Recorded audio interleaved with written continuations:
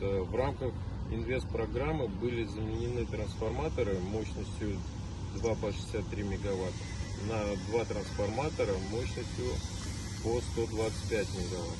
То есть суммарная мощность сейчас по станциям составляет 250 мегавольт ампер.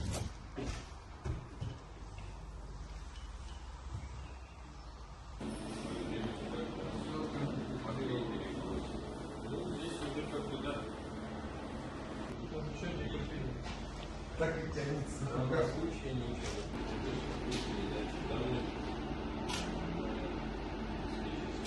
Вот старый, вот новый трансформатор.